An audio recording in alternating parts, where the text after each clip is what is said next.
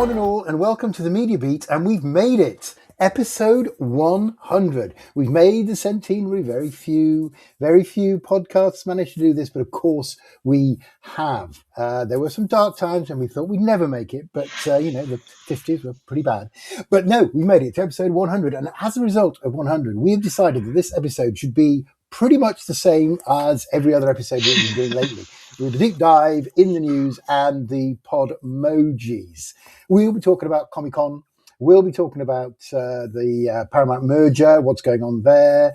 Fortnite has a new season. There's something to talk about with regard to the World Cup, live music, etc. But just because we're on the 100th, I thought it would be quite nice to just pay tribute to Maureen and Claire and just tell them what an absolute privilege it has been to work with them these last 4 years, putting together some really quality media insight. Thank you very much for letting me be part of it. Well, thank you, Oliver. We could not, and I say this with full honesty, have done it without you. Thank you. I've got a Podmoji. Oh, that's a happy Podmoji for the dog, which makes a heart. There's a heart. There's a heart. Wow. And it's been fun. So let's move on to what people are waiting for, which is a deep dive. So the Odyssey is out, and after all the controversy, most people are saying it's absolutely awesome. I haven't seen it yet, but maybe I will. Records are breaking, records are falling. So we thought we would look at, we've touched on in the past, but it's such a fascinating subject, we thought we'd do a deep dive. It certainly deserves one. The subject of theatrical windows and cinema economics. Let's start with the economics part, and who better, of course, Maureen Kerr. Over to you. Thank you, Oliver. And yeah, a big heart. Thank you for that. It's been a pleasure to work with you both over the last 4 years. So as you rightly say, Oliver, the films are working. So Toy Story, let's do a little bit of film economics, and I'll hand off to Claire for the theatrical windowing. Toy Story, let's do a little bit of sort of adding up some numbers. So Toy Story passed $1 billion worldwide last weekend. I know it's the third film to reach that mark this year. The Super Mario Galaxy movie and Michael Jackson. And the Odyssey, wait for it, drum roll, is around about 650 million now after just two weekends. So it could be the fourth. But look, the interesting thing about the Odyssey is not only how many tickets it has sold, it is where people want to see it. So Christopher Nolan, of course, shot the film entirely on IMAX 70mm film cameras. So it is the first feature made that way. So on its opening weekend, IMAX generated around 52 million from the film's 260 million worldwide debut. And I know because Claire texted me, she was having difficulty trying to get tickets for the IMAX. So she's not the only one. So around about that kind of like 260 million and 52 million going to IMAX was around about 20% of total. That's an extraordinary amount of percentage there. Less than 1% of the world's cinema screens. So I'm bombarding you all now with stats, as this is economics section. Only 41 cinemas can show Odyssey IMAX on 70mm. So together, these cinemas took $6.5 or $6.3 million during that single opening weekend. So if you think about it, that's about $150,000 per screen. Amazing. So anyway, many screenings, of course, have continued to sell out. When the 70mm IMAX seats, though, are gone, demand does eke out, and it moves into the other IMAX screens and the premium cinemas with large screens. So better sound and, of course, the recliner seats. That's the reason I chose my viewing of Odyssey. So let's put this into context. So this is not simply an audience buying a film. It's an audience buying a particular room, in my view, and it's not at the house yet. And the economics of that will be, I'll leave that to Claire to discuss. So, so this is now going to be a large part, in my view, of what cinema economics is all about. It's not going to be an ordinary recovery of cinema. So let's give some more stats. So in 2019, North American cinemas sold about 1.24 billion tickets. And in 2025, they only sold around 780 million. That's 40% fewer tickets. So the average price, we believe, is around, say, $9, which is about £7, £6, £7 in 2019. Today, we're over the $10 mark, or £10, I should say, about $13 per ticket. So there's a difference there. So the box office revenue clearly has recovered more and faster than audiences want to attend. But when they do attend, they're paying more. Right, so this is a discovery. This is probably a recovery, rather, quite an interesting discovery, built around fewer visits, but more money spent at each one. So people are probably paying for a better screen, they're paying for a better sound system, and yes, a better seat, preferably a recliner. So how does a cinema owner make that work? Well, AMC released some of its stats and financial figures last week, and it was a really good example. So the attendance increased around 13%, 14%, while it operated less than 2%. So I think it was around about 1.5 to 2% fewer screens. So that's more people through a smaller batch of cinema screens. And since 2020, AMC has closed, which is really interesting, 225 cinemas, but they reopened 66. And I think that's key. So cinemas have, as we know, very, very high costs. They have to pay their landlord a lot of money in rent.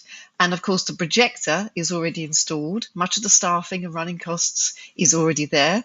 So the screen does not become more expensive because another 100 people sit in front of it. So when the right film or films arrive and the rooms fill up, the business improves very, very quickly. So this is an inflection point. But the ticket is only part of the model, as we all know. So most of the AMC's ticket revenue, clearly, and 50%, goes back to the studios for film rental. The cinema keeps the largest share of what it makes from food, drinks, and the premium seats and memberships. So that is what I think and why recliners and the upgraded menus for the food and the premium screens are not just nice extras. This is what helps cinemas survive. So they are how I believe the cinemas are going to continue to make money from a customer that the film has already brought through the door. All right. And for Odyssey, of course, the IMAX even produced a collectible popcorn bucket shaped like one of the cinemas. And I don't know, Claire's blushing, whether she went and bought one. But anyway, they were sold out. So anyway, as I say, Claire's going to cover the changing release windows in a minute in much more detail. But one point I want to make, and that is most of the films leading this year generally remained exclusive in a cinema for 45 days before people could really sit at home and watch it. But during that period, I think the cinema is offering something that is not yet available anywhere else. And that's the best version of the film available first. And that, I think, is critical. So the recovery really is, I think, quite real, but it's not spread evenly. So it favors those films that can become events. So it favors IMAX, it favors premium, screens, cinema chains that could afford to install recliners, better sound and larger screens. And it favors, of course, the biggest sites. So where a sold out IMAX screening can push customers into several other premium screens in the same building, otherwise it doesn't happen. So the harder question, in my view, is what happens between those major films. So the record opening weekend does not necessarily fill the Tuesday afternoon or the Tuesday evening. It just doesn't follow that way. And to press that point, Pixar now has the highest grossing film of the year, Toy Story 5, we know that. But it also, the original film Hoppers, made about 390 million worldwide. That's a respectable result, but it's a long way from the billion mark. So that gap really captures and affects which film studios are likely to make, what type of film the studios are going to make next. So we have cinema chains perhaps turning the corner, I don't know. Certainly as the operating business, Clearly it is, and it's showing that. So they're getting more people through to their better rooms. They're charging more for their premium formats, and they're earning much more from each visit. But this is not a return, I think, to the cinema as Friday nights. Let's go out on a Friday night simply because it's Friday night. It's not doing that. Let's go out because it's Odyssey. And I'm sure most people went to see Odyssey on a Sunday night. So anyway, cinema chains have become very good in our view at sort of improving the room and making much more money from the visits. But can they still do that with any type of film? I doubt it. But anyway, I'd like to hand over to Claire for her windowing strategies. And I took up a little bit of time there. That's because I had to get my head around all the different stats. And I'm sure Nico will be looking at those stats and figuring out, has she got that right? Well, I didn't go to IMAX because it was sold out. So I've only seen 60% of the Odyssey, really. And somebody in my party said, we'll definitely not see Zeus because, the top of the screen's not on the screen. But anyway, it was very enjoyable. Yes, we have if you remember, and we discussed it a little bit back then, after the pandemic, there was a sort of multi-year experiment with completely chaotic release models, some of them with ultra short window. Universal went out and did, these 15-day windows, etc. This is when the cinemas were on the brink of collapse, really. And actually that's stabilizing, and it's stabilizing around a sort of 3-tiered framework that seems to be much more stable, which is quite interesting. So not all films are treated equally, which was the case before anyway, but none of them, and everybody's moving away from the ultra short window. And there are reasons for that. There have been, there's been a really interesting report by Cinelytic, which shows that actually the ultra short window depresses the box office and also depresses the digital platform because it hasn't had that, shop window that normal, that longer theatrical releases can give you. So essentially it's a lose-lose situation if you go under what they called 25 days or less, which is a very short window. The mid-length window is the solid place. That's 26 to 45 days. You can really get some really decent box office, but you've also had the opportunity for an extended promotional window. That means that when you do move into your streaming strategy, then people are very aware of the movie. If they haven't gone to see it, they're expecting it, they want to see it, etc. And then you've got the extra super, box office specials like the Odyssey, and those have very extended windows over 45 days. For the Odyssey, it's planned to be at least 100 days, which is pretty intense. So where are we going with this? Well, there's sort of the short window, which is probably around 30 to 40 days now, is very much the sort of horror, the high concept, the mid-budget comedies, the sort of what we would have called counter programming. A great example is the Sheep Detective movie. I don't know if you've seen that. That's really delightful. That went into the movies as counter programming when a lot of big blockbusters were coming in. It did actually really nicely at the movies because it was a nice family movies. And then it went very quickly to Prime Video. It was a co-production with Amazon.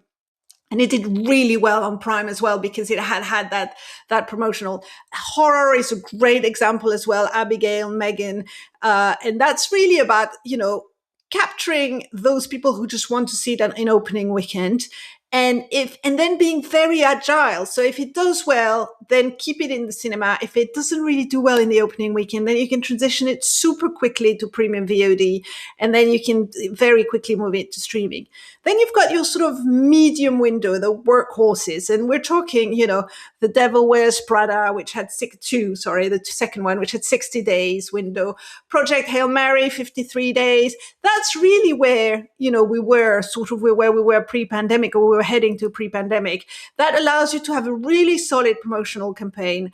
And then once you've exhausted the people who will go and see it in the movies, you sort of capitalize on it very quickly, and you don't lose your momentum as you move it to streaming. And both of these movies are now both already in streaming. And then you've got the extra special ones. So 90 to 100 plus days, that's the Odyssey.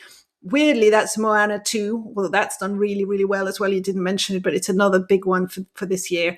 This will go for both, uncompromising exclusivity to theatrical and the sort of IMAX, Dolby, must see in cinema, need to talk about this, etc. So it's really interesting. What it doesn't do is it doesn't prevent flops. So it's interesting. I said that Moana 2 did incredibly well.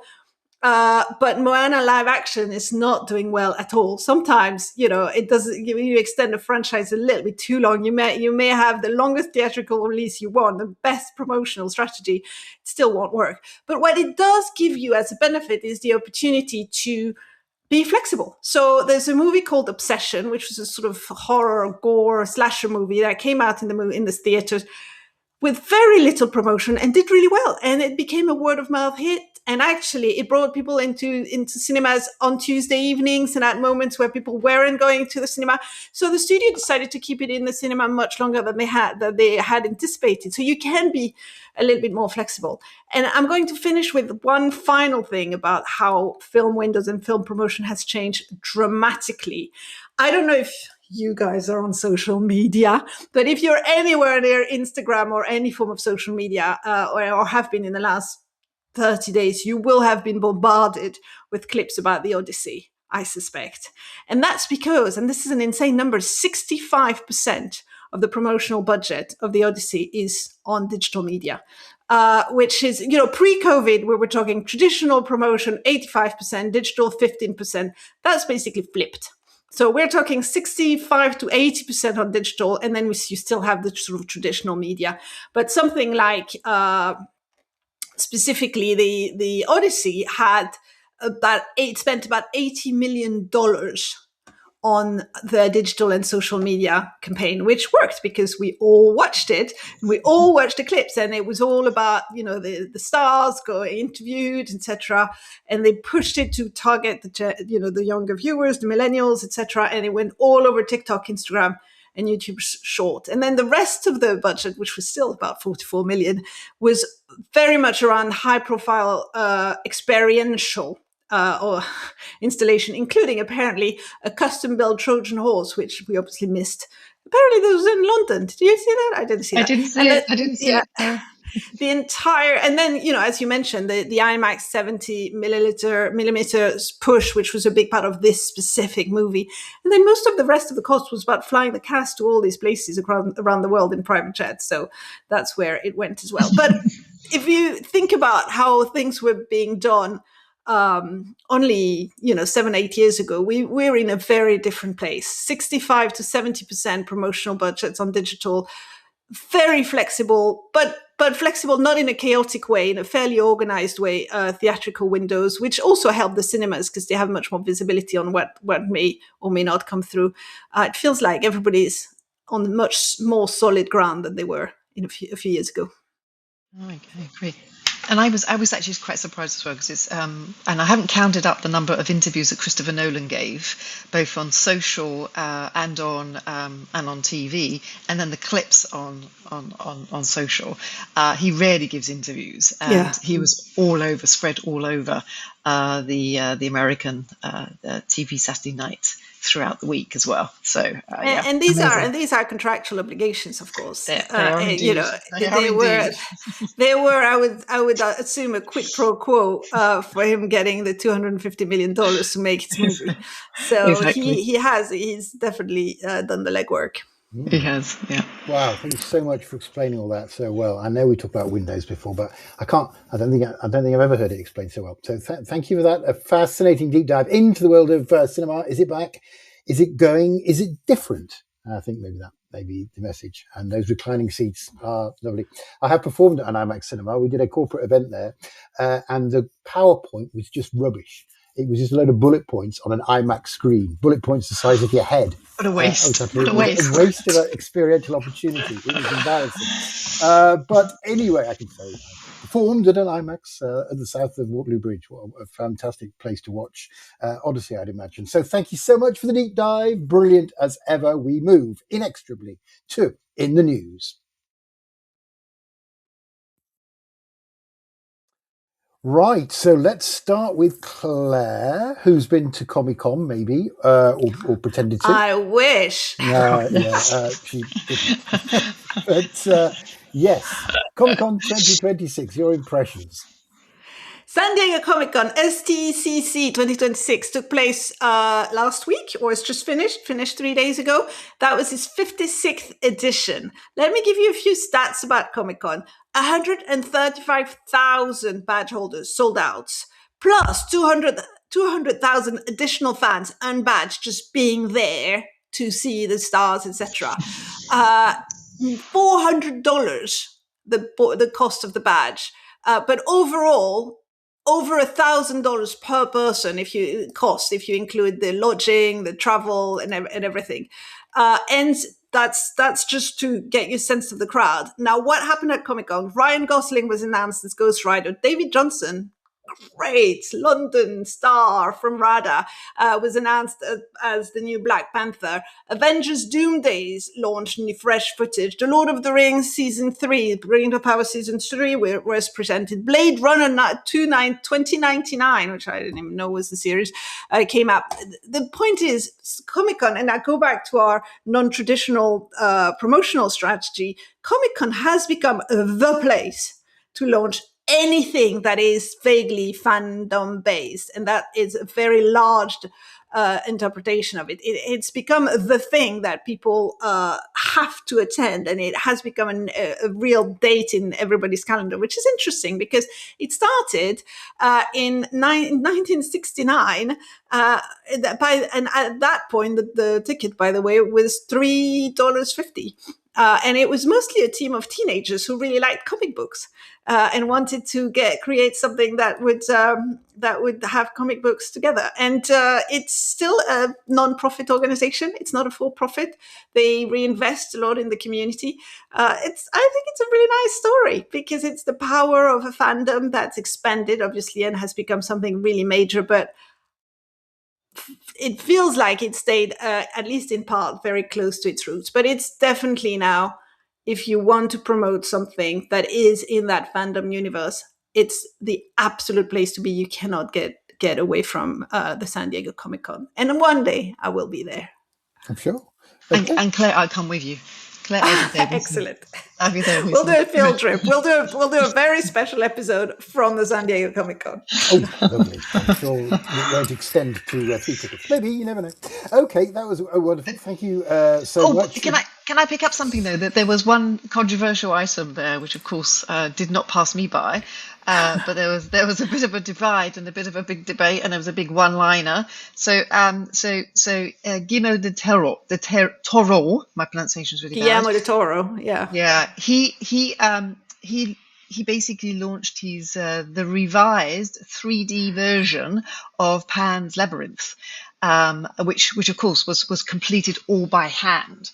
And of course, the question put to him was, did you make that with AI? And he said absolutely no AI, and just like screamed from the panel in room, I think it was Hall H or something. It's always Hall H. It's always exactly.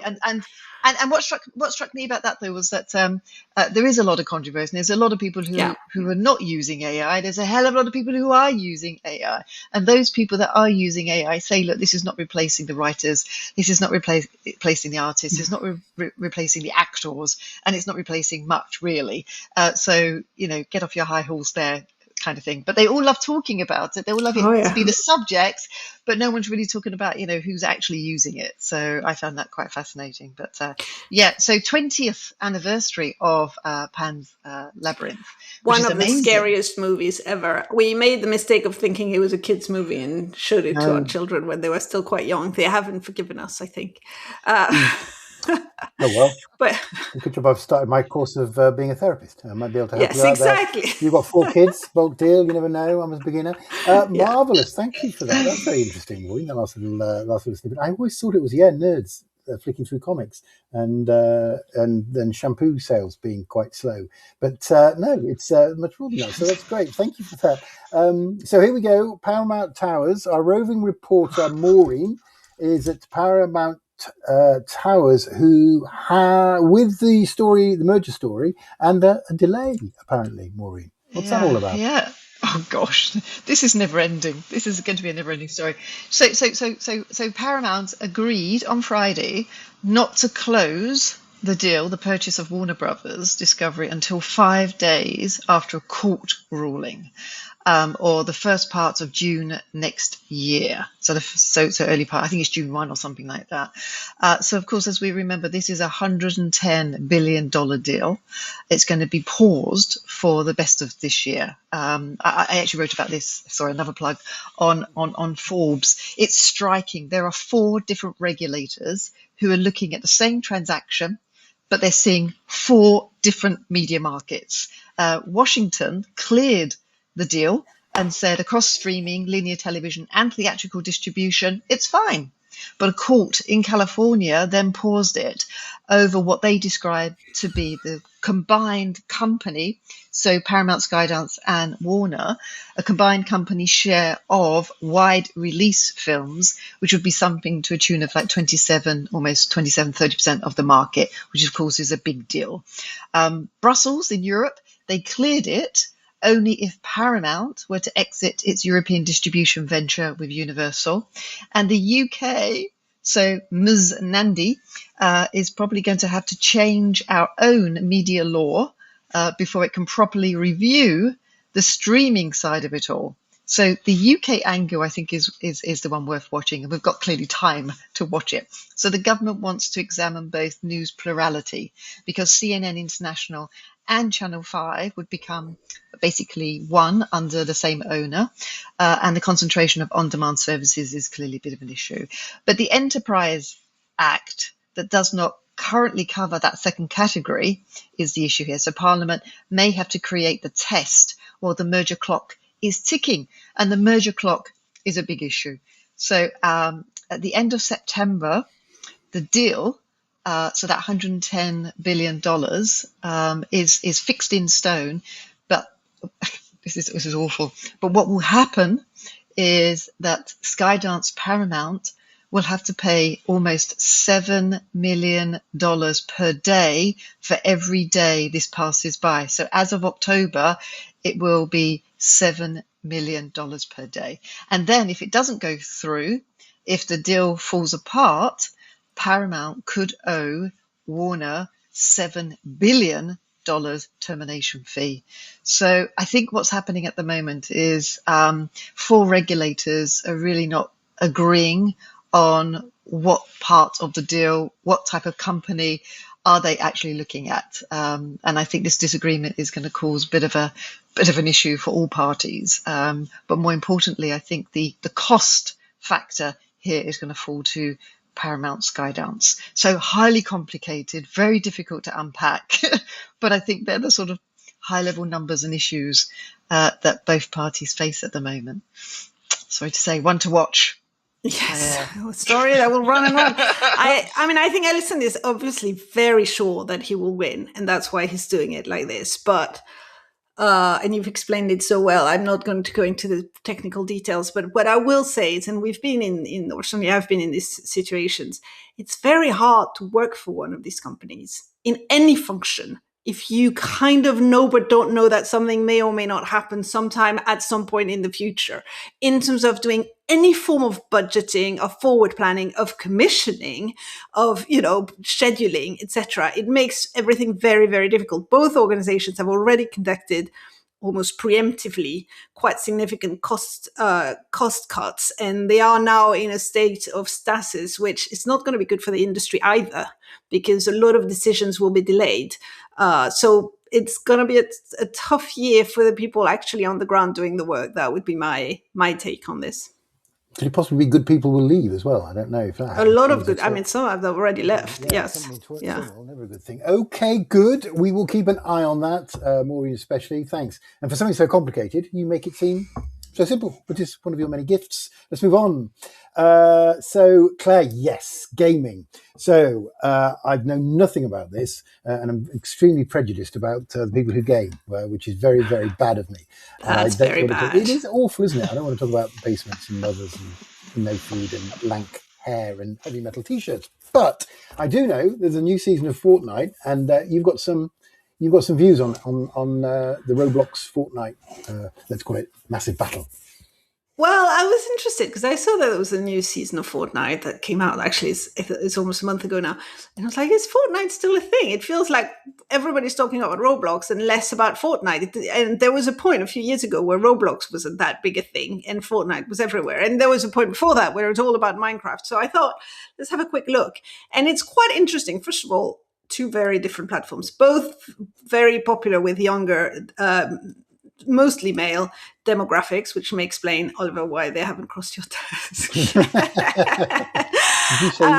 But very, very different environments and different dynamics. Roblox wins by far in terms of daily active users, and that was my surprising discovery. I just thought it was interesting. Roblox has 130 to 145 million daily active users. Fortnite goes down to 30 million. I mean, it's not bad, but it's much smaller, 30 million daily active users. And again, Roblox has, this is scary, your Roblox users average over 2.5 hours per day on the platform. And that platform, by the way, is mostly mobile. So Roblox, one of the big advantages of Roblox is you can play on mobile, whereas Fortnite remains mostly a PlayStation and Xbox title. And the reason why Roblox is so popular is really it's a social platform. It really operates as a sort of YouTube-style ecosystem for user-generated games. So it's a creative social platform. Children don't just play titles on Roblox; they use it as a virtual town square. It's very much a metaverse. That famous thing is they create stuff. They constantly upload new games. Now, Fortnite went a very different way. Fortnite went into event-driven peaks, hence the new season. They do that very, very well. They can draw over 40 million concurrent players if they have like a big live event, a major season final, etc. That's huge. So it's a very different model. They are slightly older, meaning they're between 18 and 24. So we're still talking quite young, but a little bit older than Roblox, which means that they have more purchasing power. And so Fortnite has been, as we've spoken about before, has been very popular with advertisers trying to reach that specific 18 to 24 demographic, and they've done really well. So I think, and Fortnite's done very well with partnerships as well. They have Lego Fortnite, they have a Fortnite Festival, they have Creator Islands. So they have expanded into an ecosystem as well. So I think it's an interesting comparison. Roblox has definitely won the daily attention battle for the younger part of Gen Z and Gen Alpha. And Fortnite has really become a media franchise, which is a very different direction. So both of them, I also didn't realize this, was Roblox is 10 years older than Fortnite. Roblox started in 2006 and Fortnite in 2017. But, it was a sort of, Roblox took a while to get to where it is. So I don't have a very specific conclusion on this. I just thought it was very interesting to compare these two very different ecosystems for young people, where at the moment where we talk a lot about, young people on screens, they are both quite creative playgrounds. Of course, not everything on it is positive, but they also are a great way for people to get into coding, to get into game design, and they've been relatively early with anything to do with child safety, which is always a good thing. So that was my update on Roblox and Fortnite. I think you describe it brilliantly, actually. And my takeaway there is sort of Roblox looks like it's has the platform culture, and then Fortnite becomes a sort of blockbuster production engine. Yeah. And both of them sort of converge to try to do the same thing. The same prize is basically becoming the place where audiences play whatever comes next. And they just sort of, get on with it. So you could if you wanted to really push the metaphor, you could say that Roblox is a sort of YouTube and Fortnite is a sort of Netflix. Roblox is YouTube because anyone can upload a game. Fortnite really is quite highly curated, has more that sort of blockbuster production. But they are now trying to invest into creator style network, which, by the way, Netflix is doing as well. So there's a lot of parallels in there that are quite interesting to look at. So maybe this town is big enough for both of them. It's a big town, and they're two big players. That was good. Well, have you been sitting on that one for a while? A little bit. It's excellent. Like, let me get this. Let me get this in. Let me get me. I've got a joke. I liked it. I've got a joke. That's great. That's fantastic. Thank you. Very interesting. Yes, all these convergence, divergence, things leaking to others, Venn diagrams. Always fascinating. That was in the news. Okay, so everyone likes music, so let's have a special musical edition of Podmojis with associated Podmoji props, I'm hoping, but with slightly heavy heart. First, actually, Maureen, this is probably something you need to explain. Live music, go big or go home. I can imagine what it means, but you'll describe it better. Yeah, so this is a headline in the Financial Times, authored by or penned by Will Page. A fantastic headline, go big or stay home, effectively. And we all know, well, we don't all know, we kind of like Will Page. He does a fantastic podcast as well. He's brilliant. There's a bit of a plug there. He's brilliant, and he's a former chief. We should get him on the. Yeah, we should invite him along. Yeah. Come on, Will, if you're listening to us, there's a seat, an empty seat waiting for you. So he's a former chief economist of I think he was at Spotify. So he does know a number or two.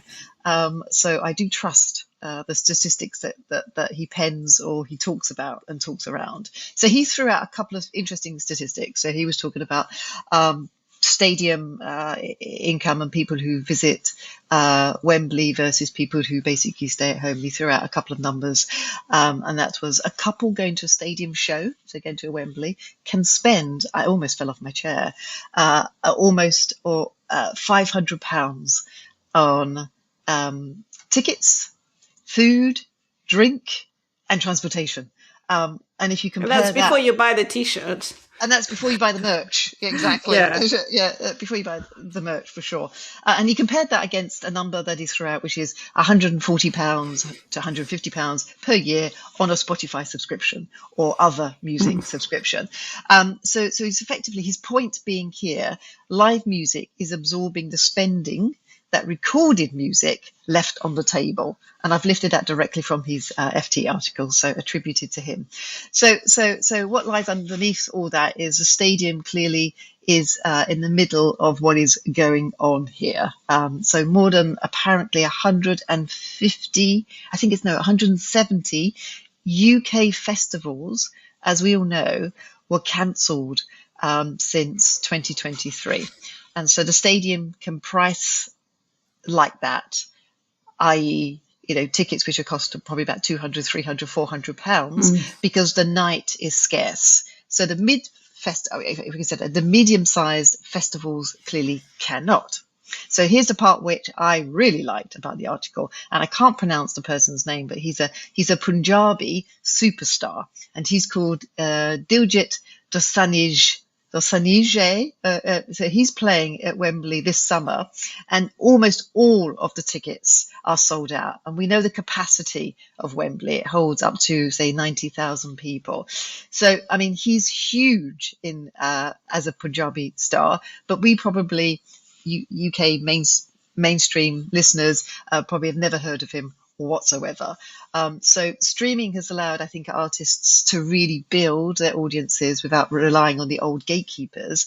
When it comes to live music, it looks like much of the spending still ends up in a smaller number of stadiums. So I thought that was a really sort of interesting article that Will put together, but it'd be lovely to get him on to talk in his words, on his terms, about that finding. But I thought it was fascinating of what the recorded music part of the industry is definitely leaving on the table.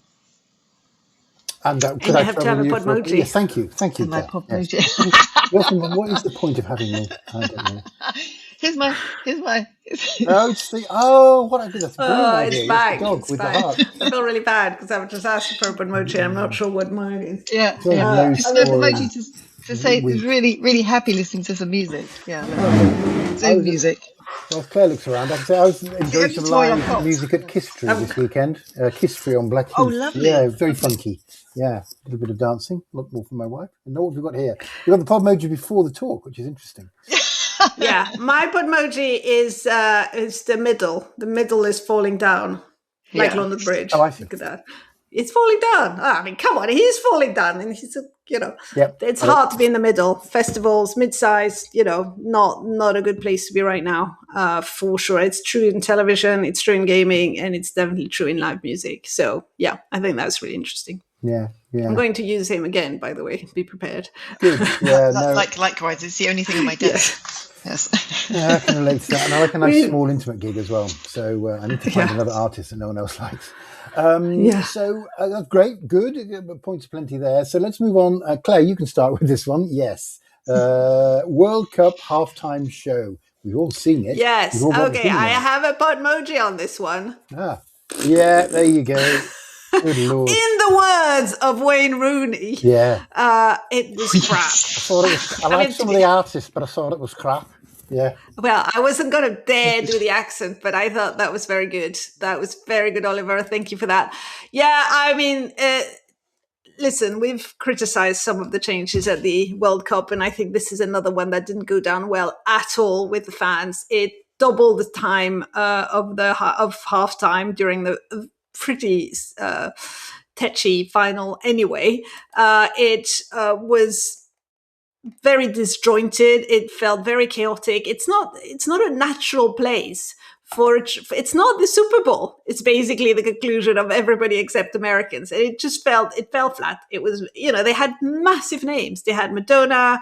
It was, they had Shakira, who apparently was one of the better one. They had Justin Bieber, BTS, etc. Oh, they had the Muppets, but it still didn't work. And it's another example, I think, and we've had news this week from the FIFA again about trying to make it bigger, bolder, brighter. And I think that was something that didn't work. I didn't like it. But do you know what did work? Do you know what did work as a consequence? So the streams of Justin Bieber's song rose 110%, Madonna's 66%. BTS up 43%. So. Well, you've just really annoyed me now. I know. I'm so sorry. Someone I'm so sorry because the performance, the theatre of it, I agree. It was disjointed. I watched that. However, you could see the intention, the platform, and it was an enormous platform. So I think FIFA gained another show, to be honest, and say that streaming and the income almost doubled and tripled. So for the artists. Well, Wayne was right. Some people like the artist, but the overall show didn't work. The show was crap. Wayne is always right, isn't he? He's actually really good. Yeah. I mean, I'm not a football person generally, but I thought his coverage was great. Yeah, I still can't get over seeing Ronaldinho and the original Ronaldo driving Madonna. I literally thought I was hallucinating. I'd had a few beers, I admit, but I thought, wait a minute. That's R9. That's Ronaldinho. What, they're driving a Jeep? That's Madonna. What the hell is going on? Jimi Hendrix is going to appear now, riding, I don't know, Shergar. Yeah, the Trojan horse. Yeah, indeed, it's Trojan horse. That would have been amazing. That would have been great. I would have spent my P&A on that. Yeah. I don't suppose I'm in trouble either of you for Podmojis, or no, you did one. Podmoji. You did. Claire did the thumbs. That was my Podmoji. Okay, and I did, and I said, "This is the dog again. That's a good idea. The ears of the dog listening out for Justin Bieber." Well, it does have big ears. It doesn't look unlike Wayne Rooney, actually. It doesn't look like Wayne Rooney. Yeah, there we go. Lovely. Yeah. All right, let's got more hair. I don't understand this next one. Maybe I should have done some work ahead of time, but never mind. Hilarious. Maureen's going to explain the musical Lollipop, or a musical Lollipop. Yeah, well, I've got to give total credit to Claire for digging this one up. It was amazing, and then asking me to kick off. Yeah. So anyway, it was one of the strangest products shown at CES, which is the big technology show in the US. And this year was a night. Listen to this. This is hilarious. A $9 lollipop that plays music, and it is called Lollipop Star. So there are 3 flavors, each linked to a different artist, and an exclusive, the operative word here is exclusive song. You bite the sweet with your back teeth, and a bone conduction technology sends the music through your jaw to your inner ear so nobody else can hear it. And the track is not available on any streaming services, not on Spotify, YouTube, or anywhere else. You can only hear it while eating the lollipop. So it turns digital music back into a physical product. It's limited, it's private, and it's single use. So streaming made songs available anywhere at almost no extra cost. So this makes a song disappear as you consume it, and it may be the only release window that ends because the audience has eaten it. Thank you so much, Claire, for having to do the research on that one, because I didn't cover it back in January. I love this story. I love this story. This came up on my feed, I have to say, and I just thought, what? That's a very happy dog right there. He drives a bit like my cars. It does. Yeah, that was fantastic. I mean, if you've ever tried that technology, it's quite amazing, because I have headphones that I use for swimming that do that, and it feels really odd because you're not putting anything in your ear, and you can hear the music even as if it was playing out loud, and it's not. But I'd never thought of using it as a lollipop. And I love the main is that they asked the manufacturers why, and they replied, why not? Which is a really great answer. So I think I love it. My Podmoji on this one is thumbs up, as opposed to the welcome. I love the why not of it. Why not, indeed. Sorry, is it the same song across the whole Lollipop set? Yes. It's not a unique. Yes, well, there are 3 songs. Well, there are 3 different. There are 3 different songs for 3 different flavors. 3 different flavors. So for one lollipop, it is one song. Right. Yeah. Okay, for one flavor of the Lollipop, and it's one song, and once you've eaten it, it's gone. And is it a famous artist who's created the music, or just? I'm not sure which artists were commissioned, They Claire. are Ice Spice, Batty, and Ice Spice, Akon, and Harmony White. So sort of mid-size artists, not quite big, isn't it? Decent size. And there's a lady here called Tara Brown. I think she might have taken the photo actually, but there's a lady looking very happy, and the quote is, "I tried this lollipop that plays music in my head. It was also delicious." So there you go. Get 2 for 1. There we go. I would have definitely tried that. Well, what a great story to end. Some great Podmojis. It's a draw this week. And it was, a draw for the 100th episode. I think that's probably appropriate. And we are... 50 each. Yeah, exactly. 50 each. 50-50, quite literally. So with that, we've done it. And none for Oliver. Nothing Oliver gets all the points. He gets 100 points. I start on 100 points. It's a sort of... it's a handicap kind of race. Right, good, we're done. Well done. We made it to 100. We're going to make it to 200. I have absolutely no doubt. Yeah. What fun it's been. But for now, bye, Claire. Goodbye, Oliver. Goodbye, Maureen. Goodbye, everyone. And goodbye, Maureen. Goodbye, Claire. Goodbye, Oliver. Goodbye, everyone, including Nico. Absolutely, Nico. And see you all on episode 101. But for now, I have to say, his name is Nino. I will say Nino. I keep saying poor Nino actually listens to this, and he'll be very upset. It's cool. Nino. Yeah, we cut that out. Sorry about that. It's just like, I didn't say it the first time, but now I have to say it. You should have corrected me the first time, but maybe we love consistency you, is Nino. good. We love you, Nino. I apologise, Nino. I had Nico in my head. I don't know why. We'll change it in post. I was listening to Velvet Underground. Earlier, and Nico. That's a good excuse. That's my excuse. With a different name. That's why I misnamed you. I think you'll probably fall for it. Well, Nino, if you are listening, we love you so much. We're not going to change any of this because it's going to be really complicated. Take out all references to Nico. So, Nino, if you're listening, we love you and we know what you're called. And for the rest of you, because I don't think Nino will be joining us, for the rest of you, we'll see you on episode 101. But for now, bye-bye.